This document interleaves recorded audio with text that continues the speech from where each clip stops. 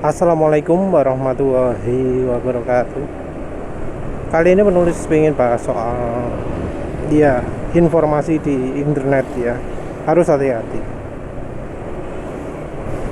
Jadi ada beberapa bro ya yang ngasih referensi.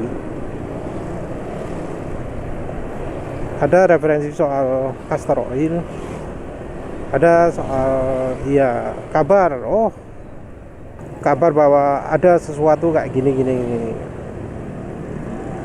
Yang posting castor oil itu adalah penjual aditif yang kalau dicampurkan castor oil bisa membuat castor oil itu jadi larut sempurna ke bensin. Katanya adalah cirinya warnanya jadi bening.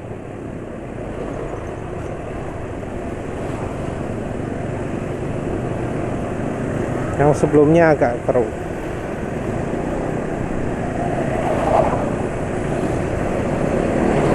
Nah itu kemudian dianggap wah ini bagus nih karena ya ini cirinya olinya sudah aditifnya sudah membuat castor oilnya bisa untuk jadi campuran bensin, untuk jadi aditif oli dan seterusnya.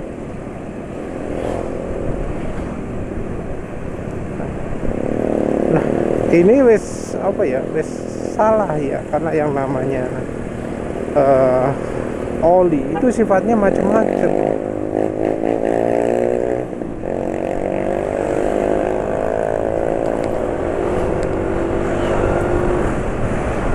Aditif bensin itu nggak cuma butuh aditifnya bisa larut saja ya.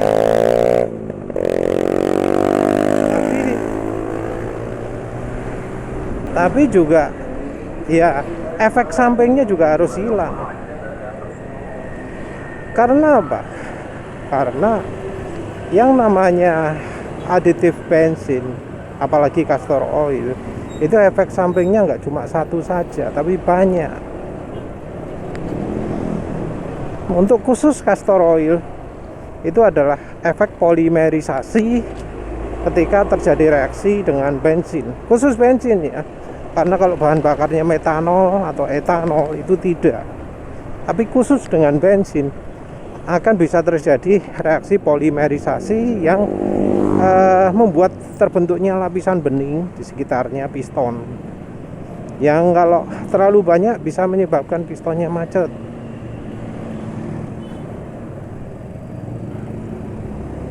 Kemungkinan juga bisa membuat saluran oli buntu dan seterusnya.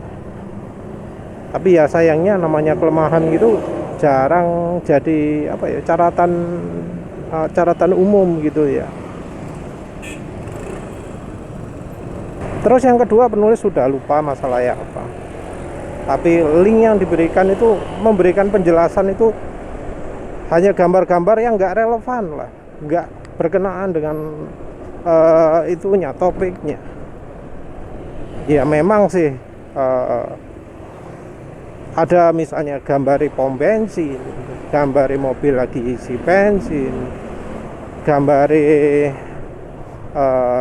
grafiknya untuk bahan bakar, harga bahan bakar, orang lagi protes harga bensin.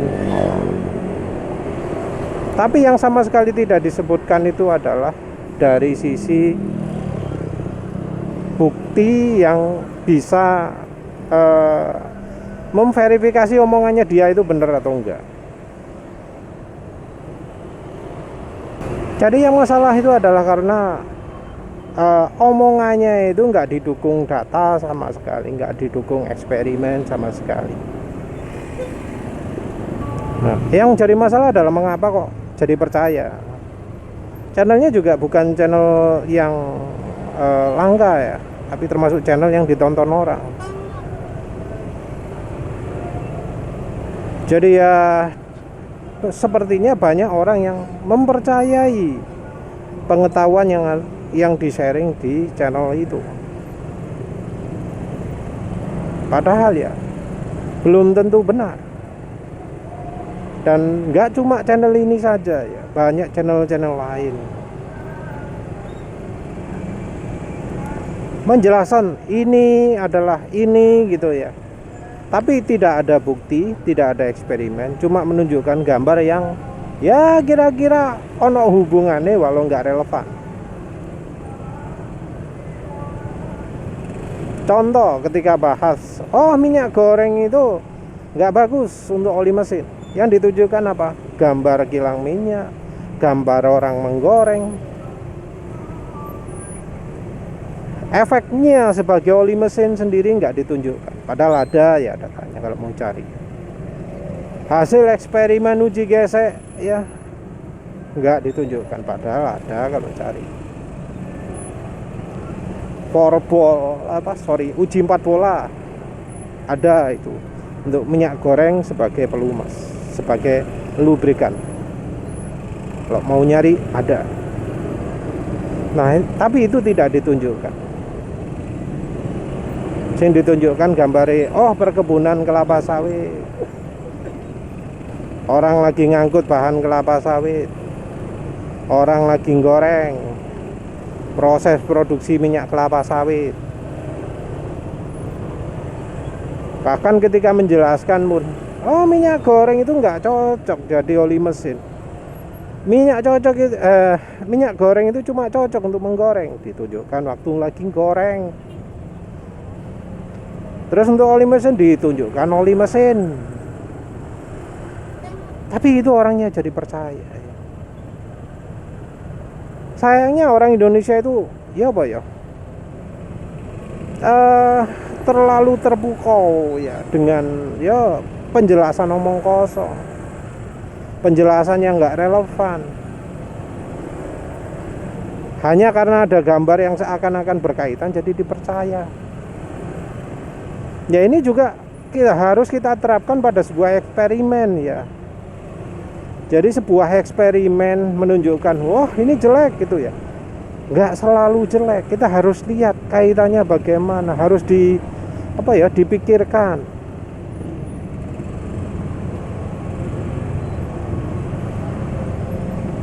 Contoh uji gesek. Uji gesek yang pakai alat, ada lengannya, ada panjang, dikasih beban 1 kilo, 2 kilo, sampai berapa kilo gitu. Itu kita harus mikir alatnya itu menghasilkan beban berapa kilogram, berapa ton. Kalau lengan ayunnya perbandingan panjangnya itu 1:20, ya kali 20. Panjang lengan ayunnya 1:50, ya kali 50, dan seterusnya. Nah, apakah beban seperti itu terjadi juga di mesin? Di bagian mesin mana ono beban sebesar itu? Yang namanya piston dengan silinder itu kan cuma gesekan tok sih, antara pistonnya sendiri nggak dipaksa dengan kuat sekali ke silinder. Ada lengan ayun mungkin neken ke atas, neken ke bawah, tapi berapa ton sih itu kekuatannya? Kenas itu kan ya ngadunya dengan roller itu juga adanya tenaga adunya juga dengan per. Emang berapa ratus kilo, berapa ton tenaga dari per itu? Nyampe 1 ton kah? Apa lebih berat daripada beras 1 kuintal, 100 kg? Berat mana dengan beras 5 kg tenaganya? Nah ini pakai uji gesek, pakai alat yang nggak bisa mewakili kondisi mesin toh. Oleh karena itu ya jangan heran sudah pakai oli yang di alat uji begituan hebat, tapi ternyata ketika dipakai kasar suara mesin, karena ya kebutuhannya beda.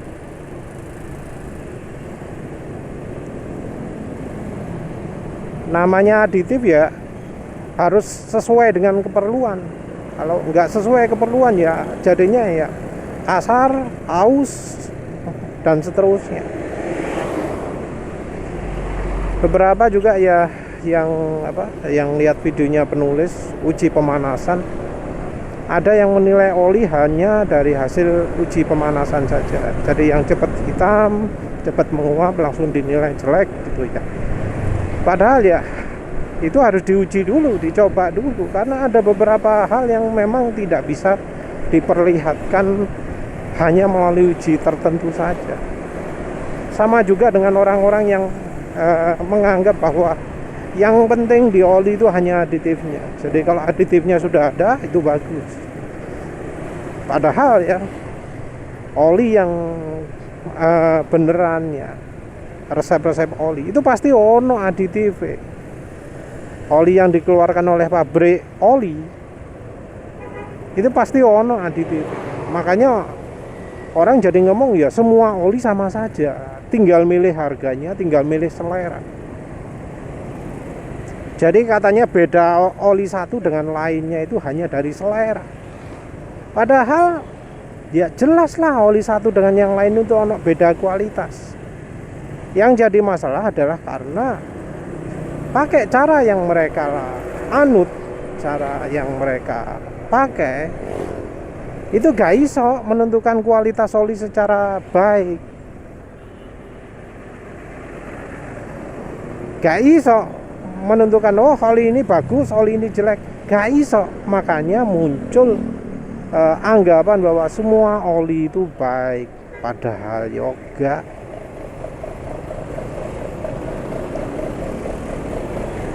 Jadi kalau dari grup-grup yang macam itu jangan heran bila kemudian wah opo iki anjurane oli dipakai berapa ratus kilometer wis gak enak, wis rusak. Nah itu salah satunya karena itu. Karena mereka menganjurkannya pakai cara yang salah.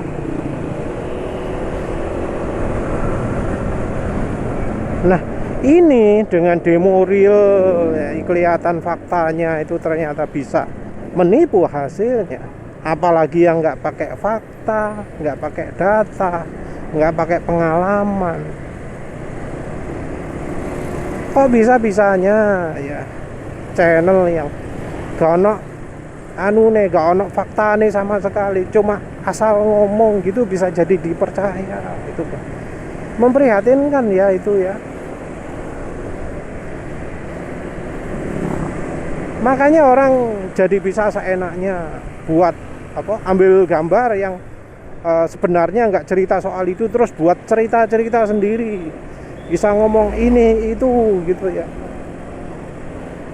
Misalnya ada orang mainan HP gitu, HP nggak dibaca, nggak dilihat, dimain-mainkan dengan wajah yang kayak merenung gitu. Muncul berita, oh ini orang ketinggalan diceraikan istrinya, diceraikan pacarnya atau gimana gitu.